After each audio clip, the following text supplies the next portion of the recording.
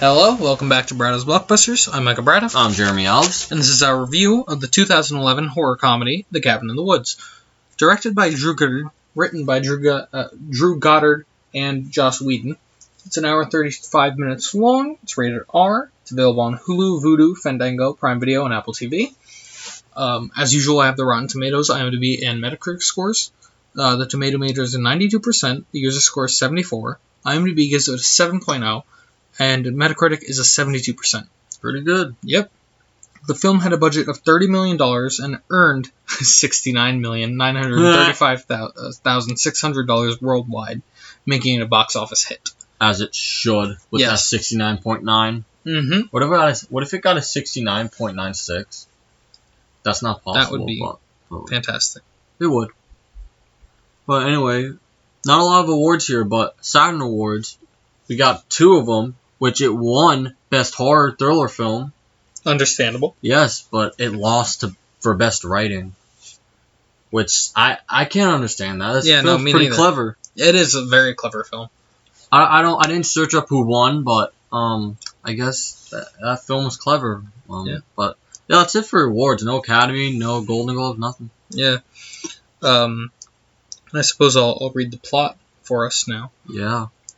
When 5 college friends, Kristen Connolly, Chris Hemsworth, Anna Hutchinson, Fran Kranz, Jesse Williams, arrive at a remote forest cabin for a little vacation, little do they expect the horrors that await them. One by one, the youths fall victim to backwoods zombies. But there is another factor at play. 2 scientists, Richard Jenkins and Bradley Whitford, are manipulating the ghoulish goings-on. But even as the body count rises, there is yet more at work than meets the eye. Oh, yeah, definitely more than meets the eye in this movie. But you know what? That's a good description of the film. It is, because they're not spoiling it. They're not spoiling it too much. And they're not being like, oh, these kids are at a cabin in the woods. It's not like a bare minimum plot. Yeah. Either, right? So, what I really love is the fact that this movie was filmed entirely in 2009, and then it didn't come out until 2011. Technically US 2012, but yes, 2011. At the time of filming, Chris Hemsworth hadn't been cast as Thor yet. No, I think 2 days after Cabin in the Woods, or 2 days after something happened, he got Thor. All I know is that when they were filming, he hadn't been cast as Thor yet. Nah, he was... And then by the time it came out, he was well known as Thor. Yeah. So it's weird to see him in a horror comedy. Yeah. Right after getting into the Marvel universe. Exactly. But then he filmed this first. But granted, Joss Whedon, he worked with him on both projects. Oh, Joss Whedon directed Avengers and Avengers Age of Ultron. Yeah. But he also wrote Avengers and Avengers Age of Ultron. And then he went to Justice League. So he crossed to the other comics trader. But Joss Whedon, he got uncredited work for Captain America and Thor: Dark World and just Thor. Yeah. I don't really know what I should or what else to go on. But so the body count is 6 billion. Yeah, because the entire world ends. Spoiler alert, but... That was the world's population back in 2009. Immediately after an early preview screening with fan Q&A, the first question director Drew Goddard was asked was, will there be a sequel? To which he responded, have you seen the ending to my movie?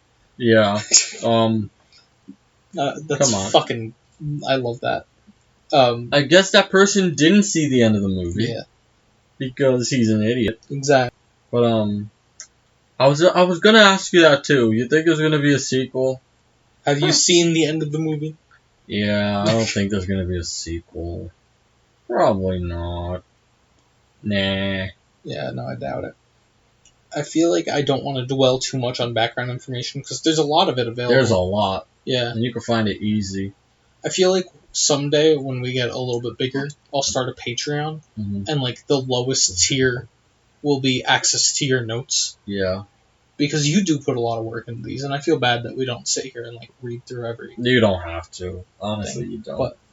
But I guess I'll just quick that what Drew Goddard also wrote. He also wrote Cloverfield, World War Z, The Martian, Martian, and Deadpool 2. of course. So I think we should just do casts. Oh yes, cast. I feel like we just do some cast and then we go into grading. Like we always do. Yeah, and we don't drag this out. Not too much. Exactly. So I feel like we should start with our. Should we start with the final girl? Yeah, start with the final girl. Go All right. ahead. Dana, played by Kristen Connolly, who is known for obviously Cabin in the Woods. Honestly, from what I'm looking at, I just know her from Cabin in the Woods and Confessions of a Shopaholic. I don't recognize anything other than Cabin in the Woods. I recognize the name House of Cards, which apparently she's in, but I've never actually watched it. Mm-hmm. She was in The Wizard of Lies, Deepwater, Worst Friends, Houdini, Zoo, A Good Marriage, which the poster looks interesting. I might want to watch that. Cool. But yeah, so I'm not really familiar with her work, but at least in this film, I really like Dana as a character.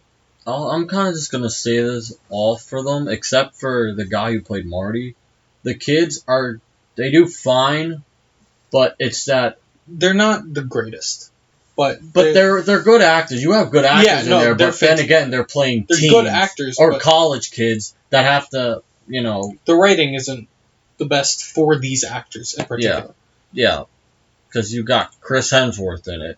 But then again, he wasn't Thor yet, Mm-hmm. but you got Chris Hemsworth to be in a horror movie, which he plays a jock. Exactly. So, you're lucky. But I'll just say for all the kids, they do fine. They're not bad actors, definitely not. But there's nothing really to act that good in a movie like this. But for comedy, yes, comedy-wise you can. But here they had, I think they did fine. They did okay. Yeah. Again, not saying they're bad actors, just what they had to work with, they can't do a lot. Mm-hmm.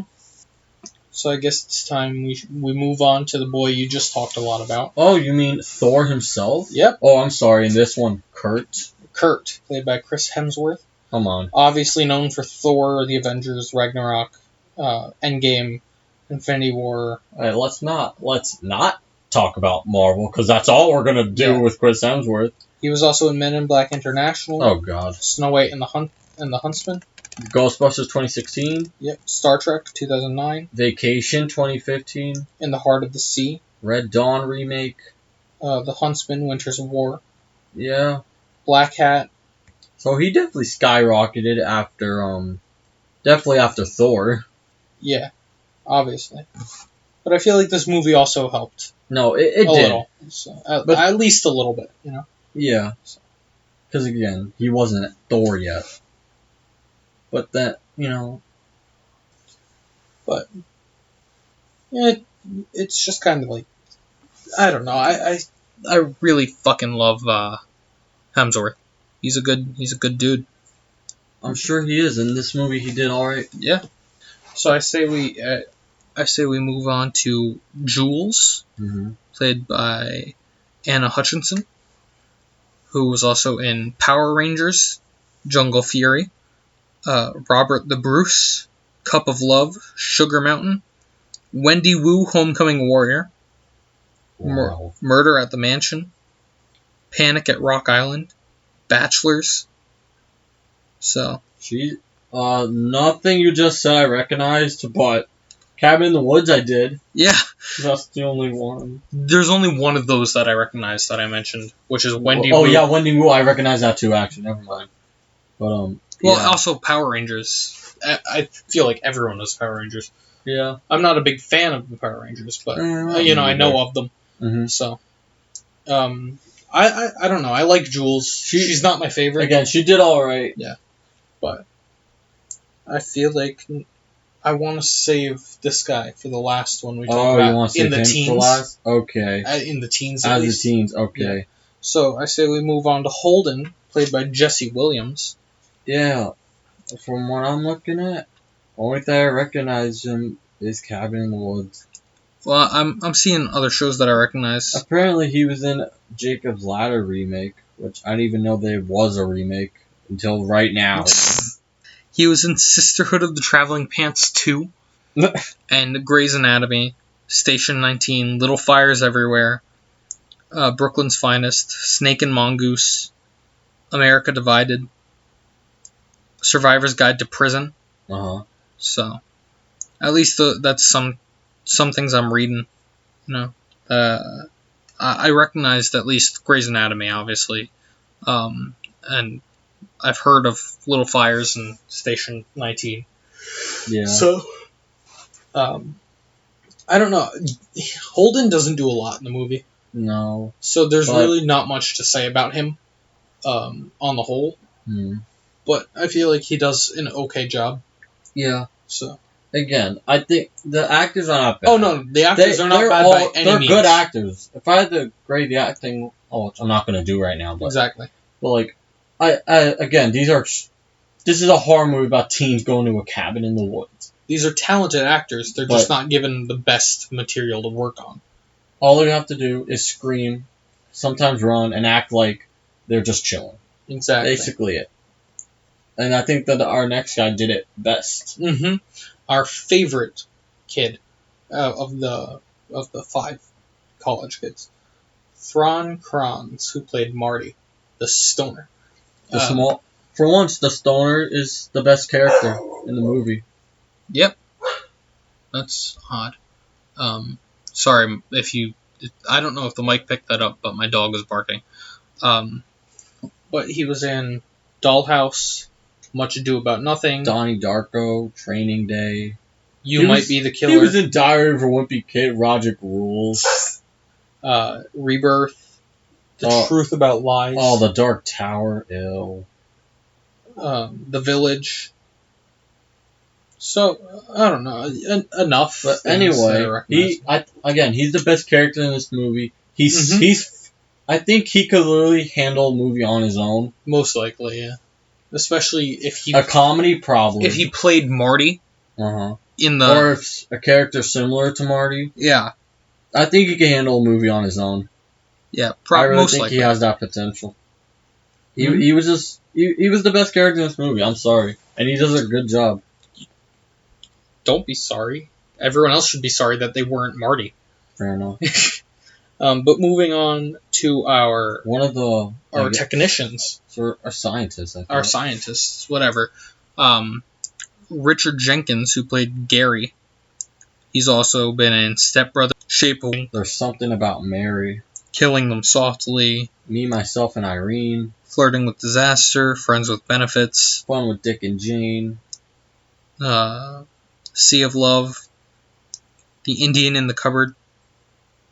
Oh, so he has a lot of recognizable movies. Turbo, that movie about the snail that can race. The Tale of Despereaux. Kong Skull Island. Oh yeah, he was in The Shape of Water. Oh, so he has a lot. I think he's the one who has a lot of recognizable stuff so far.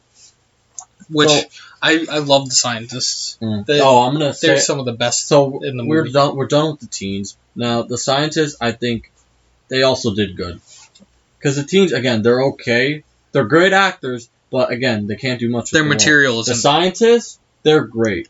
Mm-hmm. I think they're kind of close to Marty. They're funny. The jokes with them are... I could watch a full movie of just the scientists. Honestly, you're right. I really think I would. I would honestly watch them too. Like the daily stuff that goes on in the agency. Mm-hmm. I feel like that would be fun to watch. So moving on to his assistant, or his co-worker, Steve, played by Bradley Whitford. He was in Adventures in Babysitting, Revenge of the Nerds 2, Scent of a Woman, RoboCop 3, Get Philadelphia, Billy Madison. Get Out, Handmaid's Tale, West Wing, Godzilla King of the Monsters. He was in the first Sisterhood of the Traveling Pants. Saving Mr. Banks. Little Manhattan. Happy-ish. Yep. Unicorn Store. The Post. Bicentennial Man. You said Godzilla King of the Monsters? Yes. The Call of the Wild recently. My Fellow Americans. Also, again, he's another one with a lot of stuff on him. Yeah, definitely. But yeah, the two scientists, they're real. I think they play off each other so well. They do. They have good chemistry. Yeah, they really do. So, I say it's time to move on to the director. Well, again, she wasn't in it that much, but right, she shows up at the end, but she's a big name, so we have to at least mention her. We gotta mention her really quick. Sigourney Weaver. Sigourney Weaver. From. Do we have to name stuff? Like, I'm going to name stuff. I know. Such classics as Alien, Aliens, Alien 3, Alien Resurrection, Ghostbusters, Avatar, Ghostbusters 2, Galaxy Quest, Holes. See, I'm mad because I didn't remember these. WALL-E, Avatar 2, which is supposed to come out next year. Paul, Finding Dory herself. She played herself in Finding Dory. Yeah. Oh. Chappie, Baby Mama, Abduction, Vantage Point. So much. So much. She's. But again, she had a small role in this. And right. She couldn't do a lot. But for what it's worth, I enjoy Sigourney Weaver. Just you being Sigourney Weaver. Yeah. So that's about it for cast. I think it's time we grade their acting. Yeah, we grade. All right, you want to start with acting then? Yeah. All right. I mean, let's do it. So, acting wise, I think overall I'd probably give it like a B, because I think the scientists are like an A. Yeah. And the teens are kind of like a B minus. Mm-hmm. So like mixing them together to even it out, it would be a B. Yeah, for me it's gonna be a B too, just for Marty and the scientists again. Yeah. But again, they got great actors. Don't get me wrong, but again, their characters are not. They're stereotypical, but it's on purpose. Right. So you can't blame their acting. Nope. Again, the acting's not horrible. It's just that they're just regular teens. Except Marty. Marty's awesome. Exactly. He's a pothead. That's awesome. So acting's quick, B. Yeah. Next thing to grade on, I'd like to grade the screenplay. Okay, so this might sound a little absurd, I guess, but I'm gonna give it. Fuck. I'm gonna give it an A. I'm gonna give it an A. I'm gonna give it like a B plus. Okay, so I'm not absurd. No, I really, really, really loved the movie, and I love the concept, and I love the fourth wall breaking type. Well, I don't think no, they don't break the fourth wall, but I mean like the meta humor. I guess they try breaking the wall. And then Chris Hemsworth's character died. I mean the meta humor. Yeah, I really I know like what the you meta mean, humor. Yeah. But I feel like it also could have just been a little bit better. Okay. So I'm giving like a B plus. Even though, but that's just personal. Yeah. A, I'm giving an A because just the fucking idea of people controlling of the monsters of what's gonna kill you.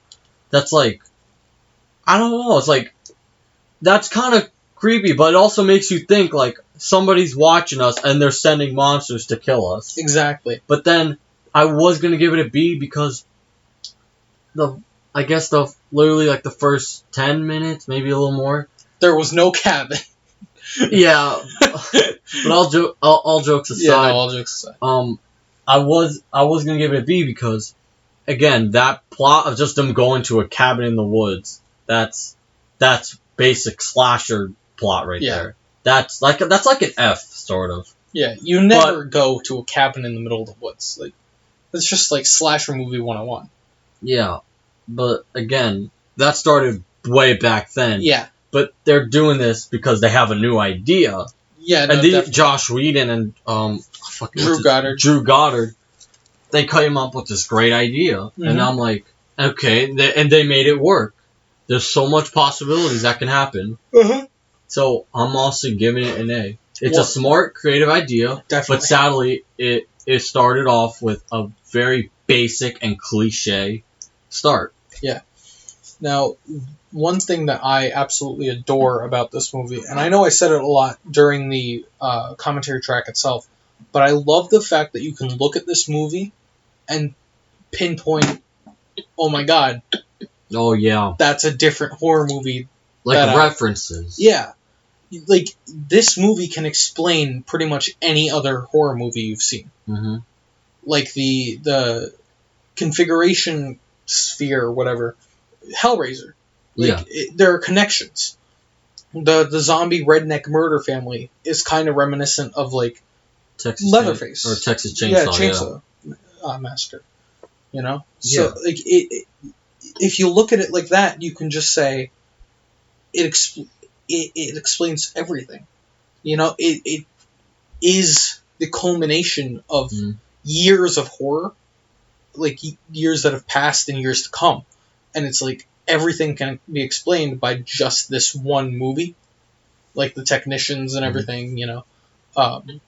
And I appreciate the subtle little nods too, like even looking on screens in the background when you're looking at the Kyoto trial, you see a reference to Ringu. Yeah. Like the girl there is basically Samara from The Ring. And also, if you look at the screen next to it, I forget what place it is, but it's like a frozen area, and it looks desolated. Like the thing. The thing. Yeah. So I love subtle little shit like that, and how you can just explain every horror thing, especially all the cliches. You can explain them all away by just the thing that this movie came up with, like the facility. And so that's one of my favorite things about this movie. But Drew and Josh know what they were writing. Yeah. They really put their references in there.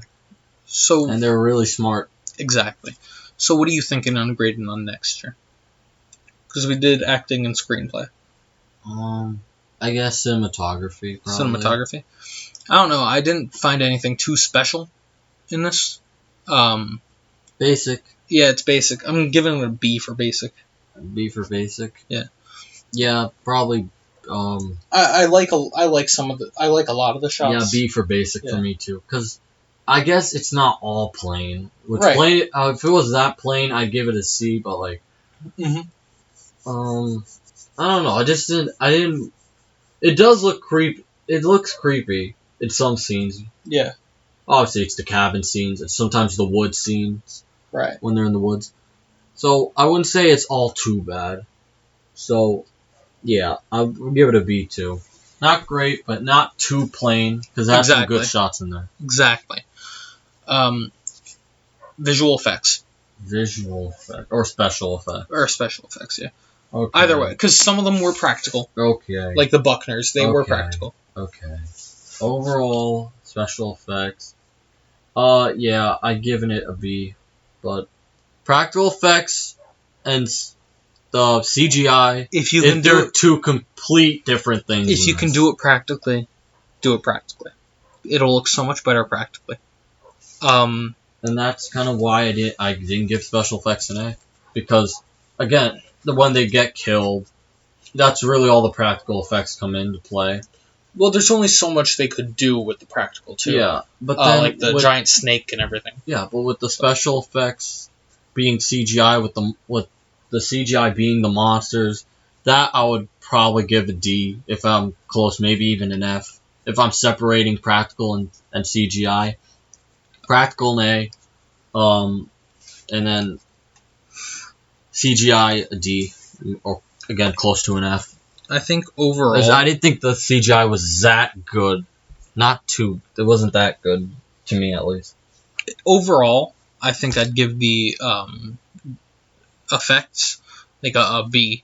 Because as much as I shit on CGI all the time, because obviously if you can do it practically, do it practically. But I actually don't hate a lot of the CGI. Okay. But then again, it does move pretty fast. Right. Exactly. So you don't really get the time to look at the CGI and be like, this isn't a movie shitty. You're not here to like look at for CGI. Exactly. You're kind of here to laugh and be scared at the same time. And all the practical effects that I can see, they're all really good. Like they all kind of make up for it a little. Mm-hmm. So, and from what I heard, Goddard and Whedon had a rule on set that if you could do it practically, you were going to do it practically. Okay. And so anything CGI'd in was just something they could not pull off, practically. Mm-hmm. Either due to money or time or space. Or it's freaking impossible. Exactly. So, I'm laying off on them there. Yeah. So I'm giving it a B. Yeah, you're right. On you're effects. Right. I mean, I still gave it a B. No, I know. But... Yeah. Your reasoning's better. I don't know. I just really, really like this movie. I can't think of anything else to grade on. How about you? Oh. No, not really. Nothing else. Alright, so you want to give it an overall? Yeah, give it an overall. For overall, I'm gonna give it just a B. Just a B? Just a B. I think I'm gonna give it like an A. Really? Minus-ish. Okay. Because for the few flaws I can point out, yeah, it just doesn't take away from how much I enjoy this film. Mm-hmm. You know, no matter how many flaws I can sit there and go, oh, that could be better. I just can't sit here and be like, oh, I don't like this film. That's the thing. This horror movie isn't. Again, it's not your typical horror. It's not typical horror. It definitely sounds very typical. Mm-hmm. Very typical. That title, Cabin in the Woods. You instantly think like Evil Dead. You predict what's gonna happen. You know, until you see the movie, you're like, oh shit, this is so different. Exactly.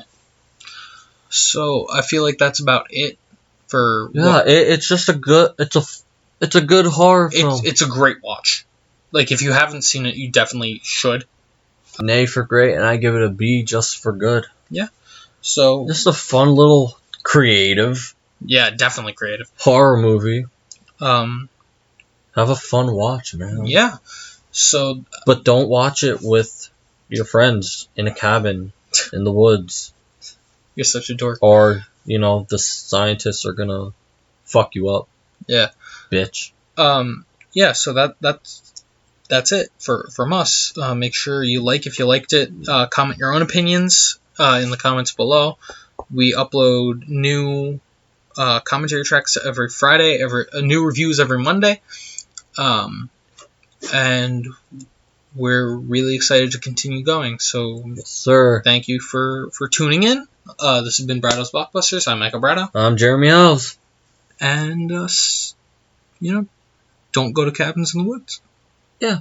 Peace.